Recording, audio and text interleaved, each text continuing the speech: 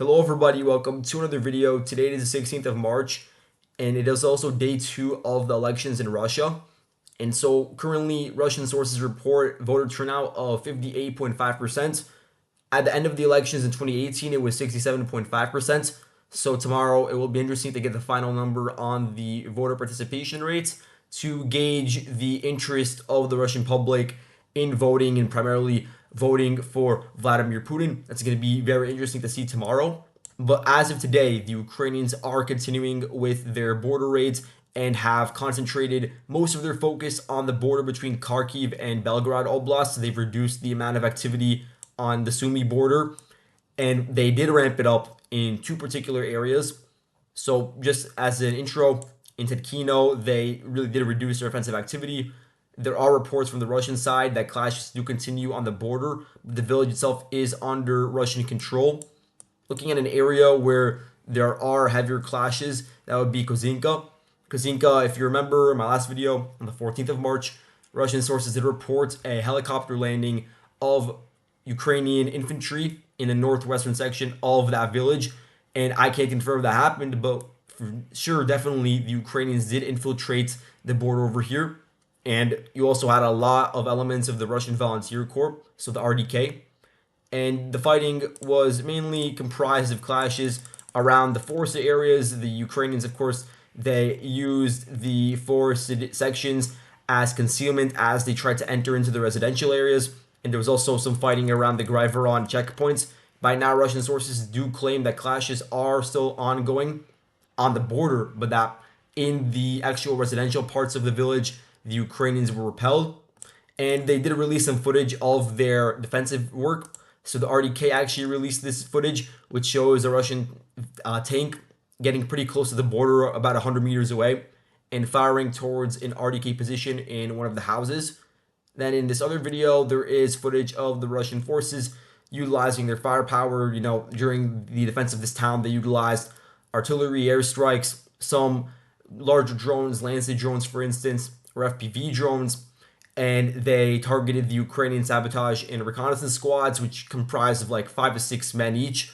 And in some instances that you'll see later on, and some of them are on my map actually, those squads, they actually worked in tandem and were then targeted in tandem by the Russian side.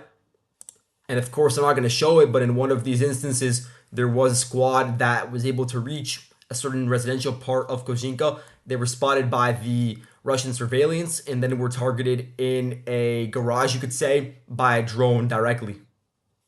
The Ukrainians have also ramped up attacks around the village of Spodary-Ushino, and we do have some footage from that section as well. A lot of it from the 14th of March, which was the last recorded, I believe, Ukrainian or Russian, whatever you call it, assault using armored vehicles in this direction on the border. And in that assault, they were also accompanied by a Ukrainian squad that was targeted, again, by the Russian strikes, MLRS, artillery. So those squads also incurred casualties. But the Ukrainians also lost a T-64 and a Czech VT-72 armored recovery vehicle, which is a pretty important piece of equipment for, again, recovering certain vehicles from the battlefield, especially in the gray zone. So that was also lost in this fighting. And nevertheless, since then, the Ukrainians have reduced the amount of armored assaults, which makes sense. They did launch a pretty large amount on March 12th when they opened up this campaign, and that did lead to some vehicle losses, which is something that the Ukrainians really cannot tolerate at a moment in time when they are trying to hold the line. They are on a defensive footing and do need to use all of their equipment responsibly in key parts of the front line where they actually do need to defend against areas where the Russians have the initiative, instead of sending them to an area on the border like this in Russia and getting them destroyed in an area that has very little significance. Over the past 2 days, the Ukrainians have launched shorter range artillery fire throughout the entire border, especially in the Belgorod region, some of which reached the city center in Belgorod over here. And then looking at the Russian side, they did launch some pretty large air strikes and MLRS strikes. You had some on Vovchansk, on Zolochiv, on the logistical hubs in both of those villages, which is where you had coordination between the anti-Putin Russian units in Ukraine and the actual Ukrainian units from special forces like the SSO or the GUR main intelligence directorates. In one such strike, which I've marked over here, it was an MLRS strike on Verkhina Avdiivka, and that was where actually a Ukrainian soldier died in an area where it was probably a Ukrainian compound that was assisting the Russian units in their attacks on the border.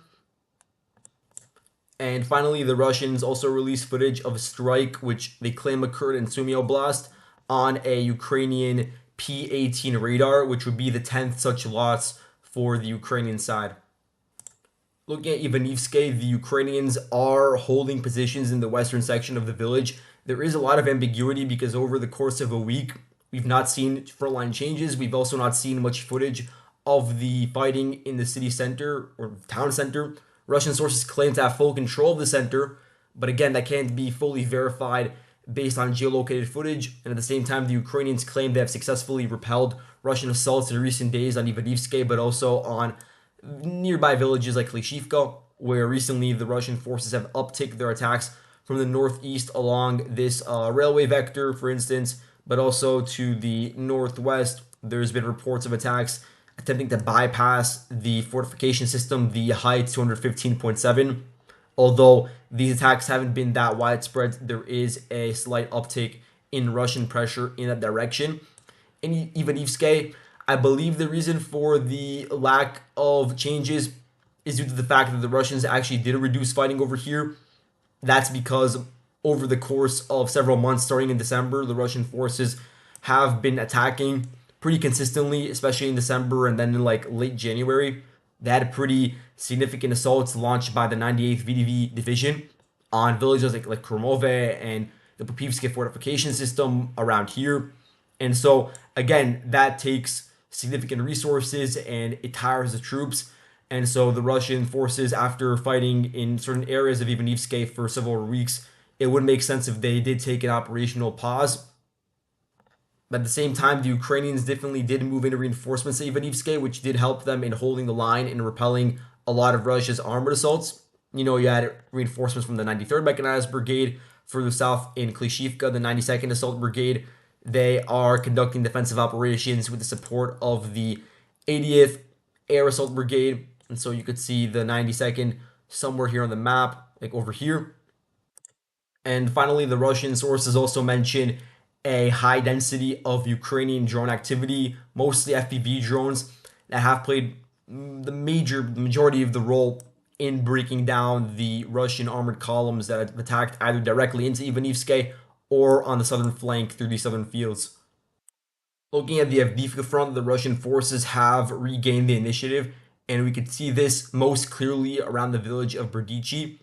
When looking at the geolocated footage, we see that the Russian forces were able to launch an armored spearhead, which advanced along this particular road from Stepove into the southern parts of Berdichi, and then passed the Durna River into the southwestern part of Berdichi. And this, again, I talked about in my last video, where the 47th Mechanized Brigade, their artillery, FPVs, and Bradleys were able to destroy 3 Russian armored personnel carriers. In that same video, though, there was footage of infantry squads advancing in the same area. They were most likely dismounted by those armored personnel carriers.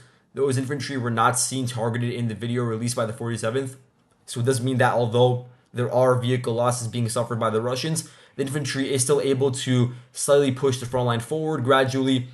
And now they do have this presence over here. You could say that it's not a firm presence because the Ukrainians still have positions in the northern sections of Berdichi around here, but it is a step in the right direction for the Russian forces in the sense that now they have a direct route leading towards Semenivka. And the Russian forces will not assault Semenivka this way because they first need to clear out the remaining Ukrainian resistance in Berdichi, but they are paving the framework for such an attack in the future. And by doing so, they're also undermining the defensive structure that the Ukrainians built within Berdichi. So if we can look at the front lines, we'll see that the Ukrainians were able to destroy a Russian BMP-3 and 2 Desert Crosses. The Russians have recently utilized more of these Desert Cross ATVs purchased from China. Again, a lot of that is due to cost efficiency or wanting to just utilize a highly mobile, smaller sort of vehicle that just could just transport troops quickly to and from certain areas at the line of contact. Again, the danger is that it is a civilian vehicle. It's very unprotected from any sort of Ukrainian firepower, and so whenever it is utilized at the line of contact, it does have a high likelihood of being damaged or destroyed by the Ukrainian side. But nonetheless, the Russians have still gotten control over these southern roads over the past 2 days, and they also infiltrated into another road in the eastern section of Berdichi. This was verified based off of drone footage released by the Ukrainians, where they are targeting a Russian infantry squad that sets up positions in a shelter just under a destroyed house. So now you can see how Berdichi is in a semicircle. It's being enveloped from several directions. You have the direction from the east directly, you have one from the south, and so there is a lot of pressure being put on the 47th Mechanized Brigade, a unit which has been fighting on the front line for an extended period of time. They did play a big, massive role in defensive maneuvers before the Russians captured Avdiivka, especially on the northern flank of that city, and then they played a critical role in launching the counterattacks at the end of February and the beginning of March against the Russian side in the village of Berdichi towards areas around Stepove. And so during that time period, they have suffered attrition rates within their ranks in terms of infantry, in terms of vehicles. And despite that fact, they do still have the defensive mobility capabilities just based off of the remaining Western equipment that they have. And that's what they've been trying to do. But it is not sufficient in order to hold the entirety of the village of Berdichi. And that's why we're seeing the Russians now beginning to chip away at it. Really, throughout the March period, the Russian forces were okay with not launching large-scale offensive activities really along this entire front line. And that's because they spent a large period of the beginning of 2024 on the Avdiivka offensive, and then they also spent, as I said before, the beginning of March repelling the Ukrainian counterattacks. And so once those Ukrainian attacks fizzled out, and the Ukrainians really realized that they could not sustain sending in additional reserves to the line of contact to get exposed in open areas to Russian firepower, at that point, for you could say a good week, there was basically a stalemate on the front line where you didn't see much movement. And the Russian forces really took advantage of that time period to rotate their forces, recuperate them, give them some time to rest before the new campaign started. And now we're seeing the first signs that the Russian forces are beginning to start their attacks anew and begin to chip away at the Ukrainian defensive positions along this Semenivka line. And the Berdichi axis is the most important one because now the Russian forces do have direct access to our road that leads into the northern entrance to Semenivka. Semenivka is the nexus of Ukraine's defensive line over here. All of their fortifications are being built just to the west of Semenivka on some of the local hills. And again, the Ukrainians are relying on the Durna River, which I guess you could say is marked in blue over here. It's a very narrow river, but it is a body of water nonetheless. They're trying to use it as a defensive barrier. And now the Russian forces have been able to pass through it in one specific direction on the northern flank. And that is again undermining the cohesiveness of that Ukrainian defensive line. At the same time, the Russian forces also slightly advanced just to the east of Semenivka, about 900 meters, taking over some of the gray zone.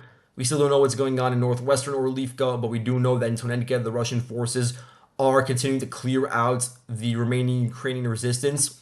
There was a previous Ukrainian presence within the center of Tonenka, but over the past week, the Russian forces have pushed those infantry squads out. Either they were targeted by Russian artillery on their way out, or they successfully retreated to some of the tree lines around Umanske or further north towards the defensive line around Semenivka. Right now, we don't have confirmation about the status of the Ukrainian forces in the northwesternmost section of Tonenka. It is possible that there are still Ukrainian elements, very small elements. They're trying to protract the fighting for as long as possible, and therefore trying to hold on to positions over here. But they would be in a very untenable situation because of the Russian groupings to the north and the south of them in Tonenka and Orlivka respectively. And so it is also possible that they've already withdrawn westwards and that the Russian forces will solidify control of the entirety of Tonenka in the near future. At the same time, the Ukrainians, they released footage of their targeting of Russian forces in Tonenka. There was one video of FPVs of the Ukrainian side striking a Russian squad near the village, which verify that the Russian forces are operating in the warehouse area to the west of Tonenke. And just to the south, around Prvomaiske, there is no information about Russian gains. The Ukrainians are still holding on to the center of the village, despite the fact they are being enveloped on three sides, as can be seen on the map. There's still no movement, and that's because, again, this is a lower priority part of the front line. There are heavier clashes going on further north around Avdiivka, and so the Ukrainian forces do have a bit of an advantage in that regard. But when you look at Nevelske, for instance, the Russian forces were able to push in and, based on geolocated footage, at the very least take control of the southern part of the village. So the 110th Motorized Brigade, brigade of the DPR, they were the main unit involved. They have, of course, their armored elements, which participated in the attack. And over the past few months, the Russian forces were slowly advancing meter by meter, taking over various tree lines, Ukrainian-built trenches, and a lot of that was done with the assistance of drone crews that cleared them out with FPVs and grenades. And eventually, based on this 5-minute video that was released, the 110th Brigade shows the process of how they were able to clear out the eastern outskirts of Nevelske and the southern outskirts. And at that point, there was artillery preparation onto the village itself, followed by armored assaults with a lot of tanks and APCs. They were able to enter, and at that point, they dismounted mainly in the southern section of the village that I have marked in this blue marker over here. And then they raised the Russian flag. And so if there's any sort of ambiguity left, then it is regarding the warehouses to the north, because we don't still have any verification that the Russian forces are present in that area. And the last piece of information is again about the 47th Mechanized Brigade. They switched their commander for the third time now over the past 4 or 5 months. So the previous commander was the last commander of the 33rd Mechanized Brigade, a Ukrainian unit that was involved in the counteroffensive and is now involved in defending around Pobeda, if you recall. And so that commander, in January of this year, he was made the commander of the 47th Mechanized Brigade. And he was in charge for about 2 months during the withdrawal from Avdiivka, of course, defending the Berdichi village. And in March, he was replaced by Sirski. Sirski replaced him with the commander of the 56th Motorized Brigade. And so that brigade, if you recall, it's around here. It's defending the southern flank of the Avdiivka sector around Prvomaiske, and perhaps they're also around Umanske and Tonenke. And so that commander, he was promoted, you could say, because really being in control of the 47th is one of the most sought after, maybe not sought after, but one of the most prestigious tasks that could be given to a Ukrainian commander at the brigade level because of the equipment and the responsibilities of this unit. And so that commander was put in March. And it is pretty interesting to see these replacements by Sirski, who said at the beginning of the March that he would have shakeups in the command structure of some of these units. And now we're beginning to see some of those results. And some of that is also going on in some of the most important Ukrainian units that they have at their disposal. And lastly, looking at the Orikhiv sector, the Russian forces have slowly advanced to the northwest of Verbove.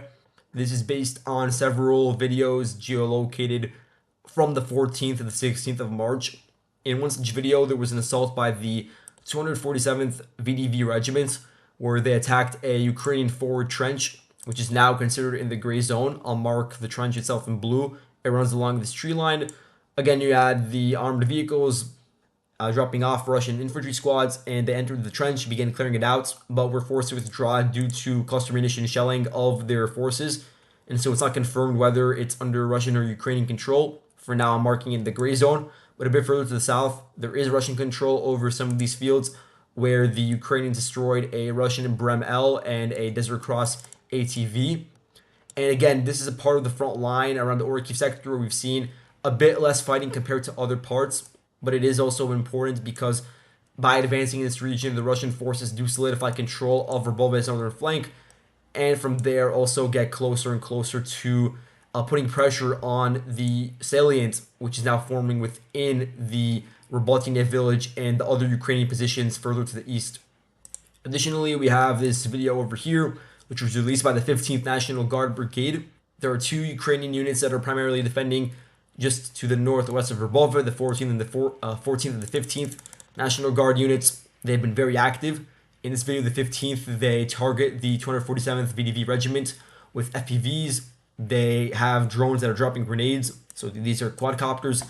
They have artillery shelling the Russian forces mainly with cluster munitions. And there was, again, small arms and engagements in these trenches, really fighting from tree line to tree line. And that gave us a verification that the Russian forces were able to advance from the Semenivka line further north. You could say that they were able to advance roughly 2 kilometers or 1.5 kilometers from their previous positions. And so definitely the Russian forces here as well, they are chipping away at the Ukrainian defenses, a lot of them which were built by the Russian forces in preparation for the summer counteroffensive.